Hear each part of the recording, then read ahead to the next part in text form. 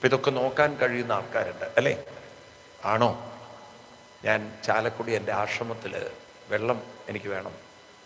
അപ്പം ഞാൻ ആദ്യം വിചാരിച്ചത്തിൽ സയൻറ്റിഫിക്കലി നോക്കാം. ജിയോളജിക്കൽ ഡിപ്പാർട്ട്മെൻറ്റ് എനിക്കറിയുന്ന ഒരു സയൻറ്റിസ്റ്റ് ഉണ്ടായിരുന്നു. ഞാൻ പറഞ്ഞു ഇങ്ങനെ എനിക്കൊന്ന് അവിടെ വെള്ളമുണ്ടോ നോക്കണം. ഇങ്ങോരതിൻ്റെ മെഷീനും കോപ്പും കുന്തവും കൂടെ ചക്രമൊക്കെ കൊണ്ടുവന്ന് ഒരു 5 സ്ഥലത്ത് വെള്ളം നോക്കിച്ചു. എൻ്റെ ഓരോ കിണറിനത്തിലെ 10,000-20,000 രൂപയ്ക്കാണ് അവരത് കുഴിച്ചെടുക്കാനൊക്കെ. ഒരു 5 കിണറും ഫ്ലോപ്പായി. സയൻറ്റിസ്റ്റുകൾ വന്നിട്ട് ചെയ്ത് കാണിയാണ്. ഞാൻ നല്ലൊരു മൂത്താശ്ശേരിയെ സംഘടിപ്പിച്ചു. അങ്ങൊരു 10ാം ക്ലാസ് കഴിഞ്ഞ് പാസ്സായിട്ടില്ല, ആ വഴിക്കേ പോയിട്ടില്ല, സ്കൂളിൻ്റെ വഴിക്കൊന്നും അങ്ങനെ പോയിട്ടില്ല. പക്ഷെ നല്ല മൂത്ത ആശ്ശേരിയാണ്. ഇരിഞ്ഞാലക്കുട നിങ്ങൾ കേട്ടില്ലേ? ഭരതൻ്റെ ക്ഷേത്രം കേട്ടിട്ടുണ്ടോ? ഇരിഞ്ഞാലക്കുട കേട്ടിട്ടുണ്ടോ? കൂടൽമാണിക്ക് കേട്ടില്ലേ? അപ്പോൾ അവിടെ അടുത്തുള്ള.